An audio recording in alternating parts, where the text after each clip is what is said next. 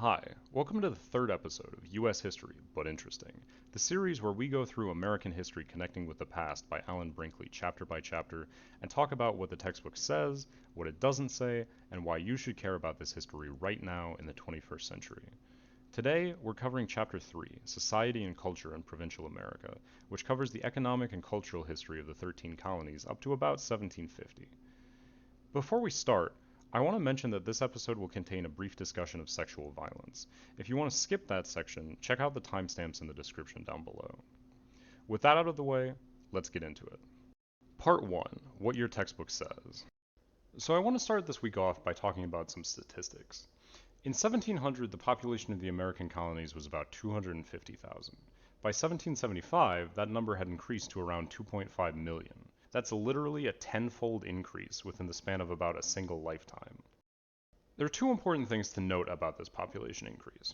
First, it was driven less and less by immigration over time as the number of children being born in the colonies skyrocketed. This was because the numbers of men and women started to equalize in the South, and the colonies became developed enough to provide a consistent food surplus so everybody wasn't starving all the time.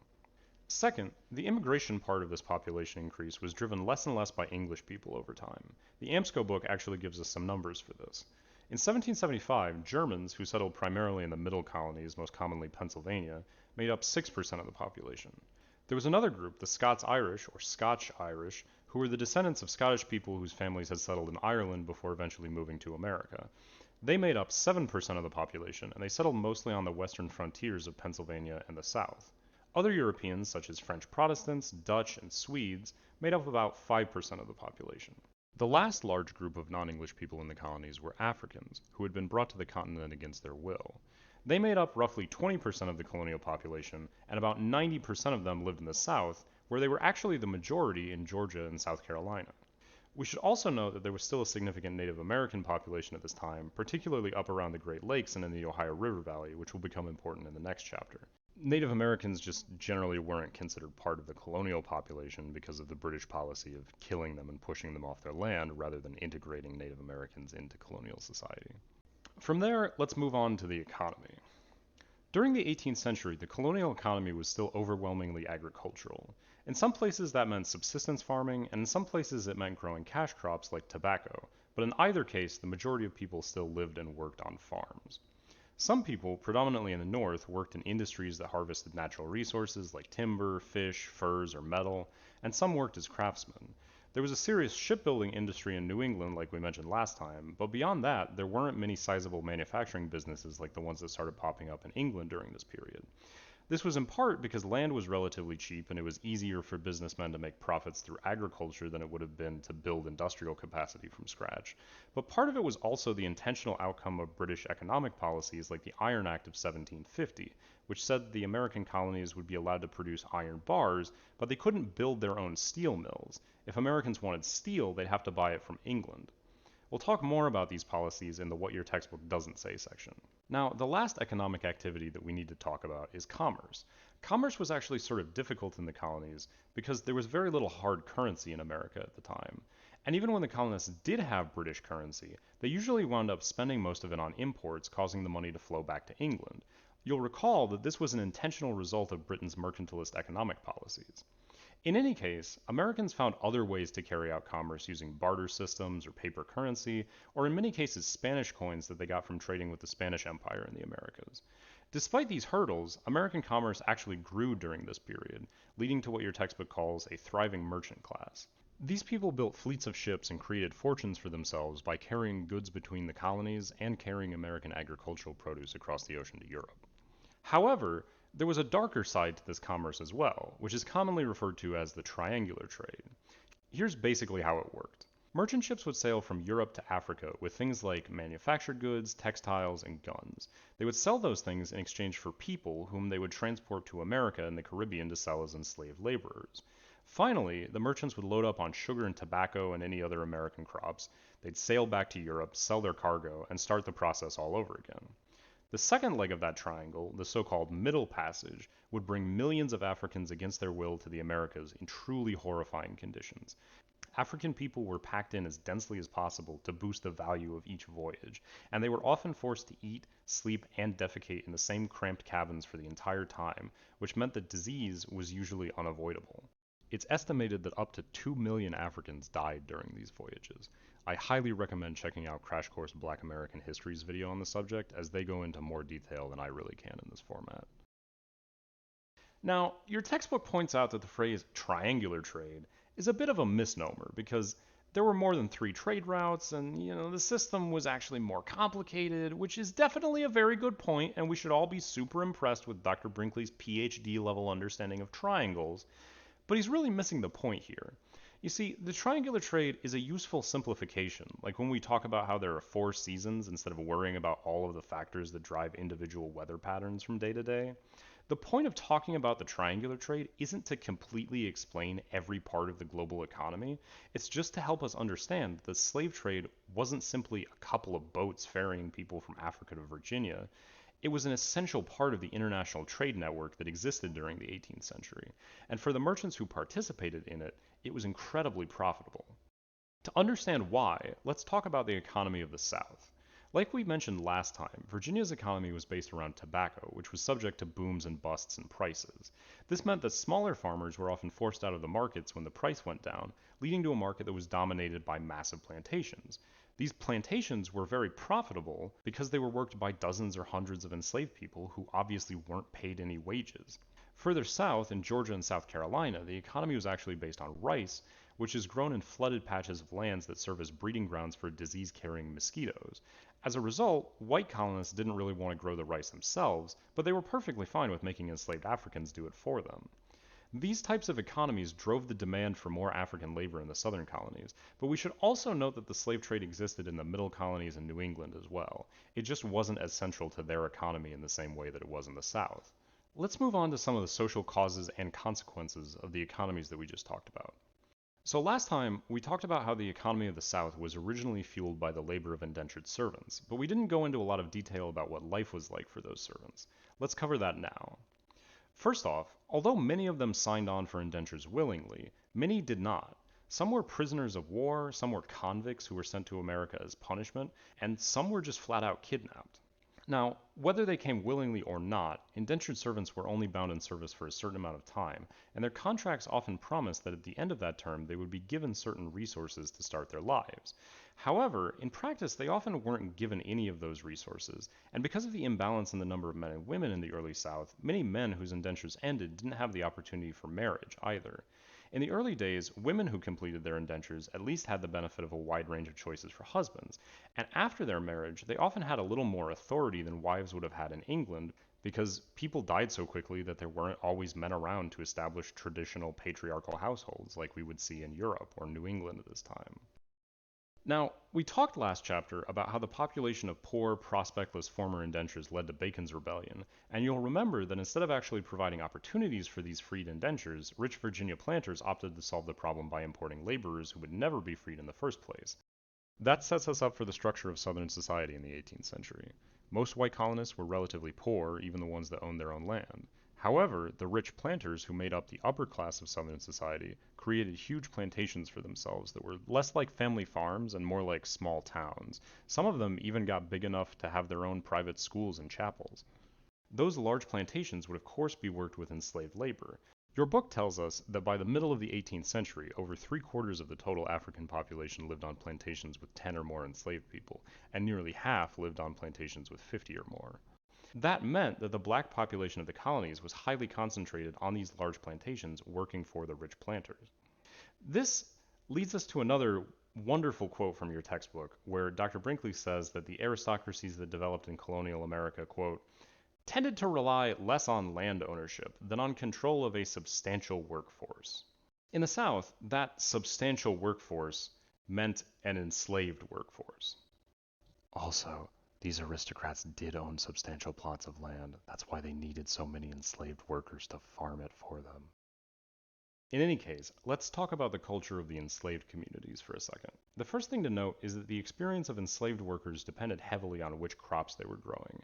The labor on tobacco plantations in places like Maryland and Virginia was organized using the gang system, which meant that enslaved workers were under the direct supervision of overseers for pretty much the entire day.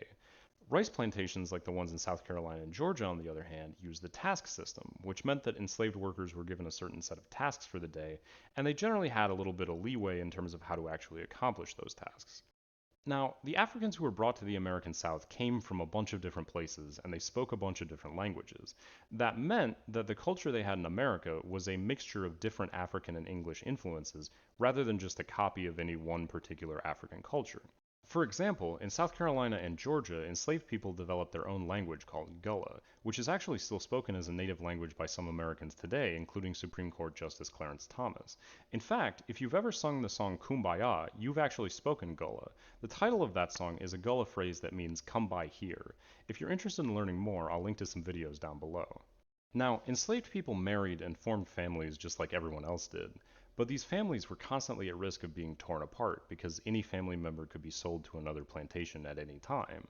And even if no one was sold, the family could still be broken apart as part of an inheritance when the plantation owner died, because English property law still considered the whole enslaved family as the possessions of the planter.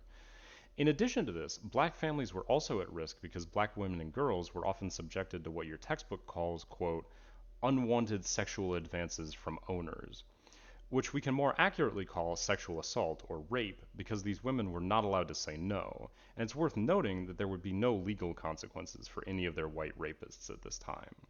Starting in the 1660s, the colonies followed a legal principle called partus sequitur ventrum, which meant that the children took on the enslaved or free status of their mothers. This meant that any children born from the rapes that we were just talking about were automatically enslaved, and were usually considered the property of their white fathers or grandfathers. For example, Thomas Jefferson fathered 6 children with an enslaved woman named Sally Hemings, whom he began sexually abusing when she was about 14 and he was in his mid-40s. Jefferson legally owned these children until his death decades later when they were finally freed in his will. Of course, many Africans resisted this system by running away or just intentionally working slowly to hurt the plantation owner's profit. In some instances, enslaved people also led full-blown revolts. Perhaps the most influential of these was the Stono Rebellion in South Carolina in 1739. This rebellion involved about 100 Africans who were trying to escape to freedom in Spanish Florida. The planters eventually tracked them down and executed most of the participants and sold many of the survivors to plantations in the Caribbean. Your textbook doesn't go into this, but the response to the rebellion didn't actually end there. South Carolina passed stricter slave codes in the wake of this uprising that included a provision that made it illegal to teach enslaved people how to read and write, because the planters believed that the leaders of the Stono Rebellion were motivated by reading printed copies of an offer of freedom from the Spanish government. A few years later, South Carolina also passed a law that required plantation owners to perform regular patrols to search slave quarters for hidden weapons or potential fugitives. Georgia's version of this law specifically empowered the patrol to whip any enslaved person they deemed to be in violation. Note the way that this brought more people into the process of actually enforcing these slave codes without what you might call due process for the enslaved. Remember that slavery wasn't something the colonists found carved into the side of a mountain when they arrived in the New World. It's a system that they as a society intentionally built and enforced over the course of generations. And lest you think that the expansion of slave codes was just a southern thing, New York passed their first slave code in 1702 and expanded it in 1712 and again in 1730. Now, let's move on to a somewhat happier topic, life in New England. In sort of the opposite pattern to life in the South, life in New England actually focused on towns. These towns had common areas including pastures for livestock, and naturally they had churches given how religious Puritan society was. These churches served as meeting points for local government, but over time, as the population expanded and people started to live farther and farther away from these central hubs, they broke off and formed new towns with new churches. Now, while we're on this topic, there are a couple of Puritan religious beliefs that are worth talking about. First off, Puritans believed in witchcraft, the idea that people could make deals with Satan and then cast spells to harm other members of the community. During the 1680s and 1690s, this caused a number of small towns to fall into hysteria over accusations of witchcraft. The most famous such incident was in Salem, Massachusetts, a community of about 2,000 people in which over 200 people were accused of witchcraft, and 20 of them were executed over the course of about 1 year. Roughly 3/4 of the people who were executed were women. This fact is noteworthy because Puritan religion also included a strong sense of patriarchy, meaning that fathers had strict authority over their children and husbands had strict authority over their wives. Women who existed outside of these social structures, like widows or women who had never been married or women who just had no children, were disproportionately likely to be accused of witchcraft during this time. Now, there's one more social setting that we have to talk about, and that's cities. There weren't a lot of large cities at this time, but the ones that did exist were usually major ports like New York or Philadelphia. These cities were centers of trade and hubs for what little industry existed at the time, which meant that some of the richest merchants in the colonies wound up living in these cities. During this period, some of them became prosperous enough to start importing luxury goods from Europe and aspiring to be seen as a typical European upper class. However, at the same time, the urban poor often lived in crowded, unsanitary conditions, and when there were downturns in colonial trade, opportunities in the city dried up, forcing some of these people to beg for money just to survive. On top of that, because of the highly concentrated population, cities developed problems that other parts of the colonies didn't really have to worry about yet, like crime, waste management, and the danger of fires spreading across the city. The colonists addressed a lot of these problems through local city governments. In fact, I'll link to Benjamin Franklin's autobiography, which you can read for free online. He has a chapter where he talks about a lot of these sorts of issues and how they solved them. Things like having the streets paved, designing better lanterns to light the city at night, the idea that maybe God created rum for the explicit purpose of destroying Native Americans to make room for white people, building a university, which actually segues nicely into our next topic, which is education. In Massachusetts, they tried to make sure that every town had a school. They weren't completely successful in that, but by trying to aim for 100%, they still got a lot of people access to education. During this time period, the literacy rate among white men was over 50%, which was higher than the literacy rates in Europe. Literacy was less common for white women, but still more common than it was for European women. As you may have guessed, these educational advances didn't really translate over to the enslaved and indigenous populations. Anyway, you might wonder what people read at this time. Well, primarily the Bible, and if the family was able to afford a second book, it was usually an almanac that contained things like seasonal weather predictions, medical advice, and even humor. The most famous of these was Poor Richard's Almanac, which was published in Philadelphia by Benjamin Franklin. Also during this time, the first colleges in the colonies were started. Many of these are institutions that you've heard of, like Harvard, Yale, and William and Mary College in Virginia. Almost all of them were designed to provide religious education for the clergy, but they also served to spread some newer modes of more secular European thinking. Let's talk about those two topics one at a time. Religiously, Americans at this time were overwhelmingly Protestant. There were a few small communities of Catholics and Jews who were generally not allowed to hold any sort of political power, but it varied depending on the time and place that you're looking at. In any case, during the early 18th century, some Christians became worried about what they saw as the decline in piety in American society. In the 1730s and 40s, a religious revivalist movement known as the First Great Awakening sprang up to address this problem. These revivalist ideas of being born again with a new relationship with God formed the groundwork for evangelical Christianity as we know it today. During this time, relatively new denominations like the Methodists and the Baptists started to spread throughout the colonies. But at the same time, the existing Puritan church went through a revival of its own. The most famous Puritan preacher during this time was a man named Jonathan Edwards, who gave a sermon called Sinners in the Hands of an Angry God, which taught that the only path to escaping God's imminent wrath was through Christ. Now, at roughly the same time, there was another important intellectual movement called the Enlightenment, which sought to understand the world through observation and experimentation using the scientific method, rather than just through Christian scripture. The Enlightenment led to important breakthroughs in many fields like medicine, economics, and technology. One such breakthrough actually came from an American, Benjamin Franklin, who conducted groundbreaking experiments with electricity in 1752. An important medical advancement in the colonies during this time was the widespread adoption of smallpox inoculations, which are early predecessors to vaccines. These became widely accepted after they were tested against a smallpox outbreak in Boston in the 1720s. It's worth noting, however, that the Americans who introduced smallpox inoculations reportedly learned about them from an enslaved man who had been inoculated in sub-Saharan Africa, and there's also evidence that China had been inoculating people against smallpox for centuries before this. My point is that While the Enlightenment did lead to a lot of scientific development in America and Western Europe during this period, those regions didn't have a global monopoly on good ideas. Some important breakthroughs had their origins in other parts of the world, and it's important that we acknowledge that.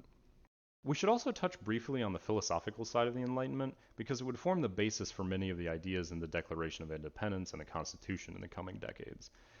At a high level, the Enlightenment was more concerned with individual liberties and political or economic organizations of society than it was with spiritual matters. One of the most important specific ideas from this period came from an Englishman named John Locke, who stated that the ideal government would be one that upholds its citizens' natural rights to life, liberty, and property. To round out this chapter, I want to touch on one more subject, American law. We talked about slave codes earlier, but for the rest of society, the law was largely modeled after English common law. However, one noteworthy deviation from English law came from a court case in which the colonial governor of New York charged a newspaper printer named John Peter Zenger with seditious libel, which is essentially saying bad things about the government that damage its reputation. Zenger, however, was found not guilty on the grounds that what he printed was actually just true. This case is often seen as an early articulation of freedom of the press, which would eventually become a core principle enshrined in the United States Bill of Rights. That brings us to part 2, what your textbook doesn't say. So earlier, I mentioned very briefly that the Enlightenment was concerned in part with how societies organized their economies. In this section, I want to talk about the defining work of Enlightenment economics, which is The Wealth of Nations by Adam Smith. This book is generally cited as the first work of modern economics, and it's important for our purposes because it spends about 1,200 pages explaining why mercantilism is stupid. If you've ever heard the phrase, the invisible hand of the market, that's this book. Now specifically, I want to talk about Smith's section on mercantilism in the colonies, which is book 4, chapters 7 and 8. I'll link to it in the description if you're interested in reading it. You see, for Smith, the purpose of actually having industry in the first place was to create things that people could use. That meant that the interests of consumers should naturally take precedence over the interests of producers. But mercantilism reversed that and focused only on the interest of producers. Talking about the laws that European governments established to govern their colonies, Smith said, quote, "A great empire has been established for the sole purpose of raising up a nation of customers who should be obliged to buy from the shops of our different producers all the goods with which these could supply them." Because mercantilist thought held that the colonies only existed to provide customers for European industry, it was important that the colonies not develop industries of their own. Smith mentions the Iron Act of 1750, which we talked about at the beginning of this episode, plus other restrictions on production and transport of things like hats and woolen goods, saying that Britain's laws essentially limited colonists to producing just enough to take care of their own families and have no surplus for sale. Now, Smith supposes that these laws were not particularly damaging in the American colonies because there was so much more money to be made in agriculture, but he admits that over time, as the colonies developed economically, these regulations would have become, quote, oppressive and insupportable. However, he gives another example that I think is instructive here when he talks about Grenada, a Caribbean island that the British took from the French in 1763. Smith claims that in 1763, nearly every plantation on the island included a sugar refinery. But because of British trade regulations that favored shipping raw materials back to Europe, most of those refineries were abandoned, and 10 years later there were only 2 or 3 left on the entire island. At least in this instance, Grenada's economy actually became less advanced over time because of British policy. And that doesn't even hold a candle to what Smith says about British and Dutch policies in India and Southeast Asia, where Europeans tore up productive fields to plant whatever crops they thought would make the most money that year, and burned any surplus beyond what they thought they could sell in Europe, and then invested none of their profits in actually improving the countries they were operating in. Smith blames all of this not on individuals, but on an economic system that was making decisions based on the interest of merchants and nobody else. So, why does all of that matter? Well, it's easy to get the impression from reading a US history textbook like this one that mercantilism really wasn't that big of a deal, particularly after 1776 when it sort of stopped affecting us. But I want you to remember that mercantilism was a global system, and it didn't disappear overnight. It affected the economic development of all of the European colonies in the Americas, Africa, and Asia. And just because we in the United States escaped from it early enough to cash in on the Industrial Revolution, that doesn't mean that the rest of the world did. For example, India would be directly ruled by the British East India Company until 1858, and it wouldn't achieve full independence until after World War II. In fact, I'll even link to a video in the description that talks about how the French government still exerts control over the monetary policy of its former colonies in Africa to this very day. So when we start talking about the 20th and 21st centuries in this course, and the US becomes a major player on the world stage, remember that part of the reason some countries are industrialized and some aren't is because of policies like these that were, and in some cases still are, intentionally designed to keep Africa, Asia, and the Americas as customers of European industry and not competitors. That brings us to part 3. What does this have to do with modern life? In this chapter, we saw the quality of life massively improve for many white American colonists. Life expectancies went up, literacy improved, inoculations provided protection from smallpox for the first time, and the Great Awakening and the Enlightenment saw some of the first serious intellectual movements in the colony's history. But at the same time, for the enslaved population, which I'll remind you was the majority population in some colonies, life got significantly worse during this period, as increasingly harsh slave codes stripped away many of the few freedoms that enslaved people had left. And it's important to remember that life didn't get worse for these people because of a war or a natural disaster or some tyrannical British king. It got worse because of the regular, orderly functioning of democratically elected legislatures. I think it's easy in modern America to see oppression as something that happens under the bad governments, things like dictatorships or theocracies, but never in Western democracies. This period of American history, though, reminds us that just because a law was passed democratically, that doesn't mean it's a fair law, and that doesn't mean it's a good law. That should serve as a warning to us to look at our own society and make absolutely certain that we're not allowing oppressive laws like these to get passed anymore. And just as importantly, it should serve as a warning to us to make sure that these specific laws and their successors, which we'll talk more about as the course goes on, actually get fixed at some point, and not just forgotten about because we assume that things that happened a long time ago don't matter anymore. Remember, systems of oppression like this are built intentionally, and we need to dismantle them intentionally. So yeah, that's it for episode 3. I hope you enjoyed it. If you did, like, comment, subscribe, all that good stuff. Otherwise, we'll be back for chapter 4, The Empire in Transition, in which George Washington accidentally starts a world war, and it's not the one you're thinking of. Unless you're thinking of the 7 Years' War, in which case, keep it to yourself, because I kind of wanted it to be a surprise.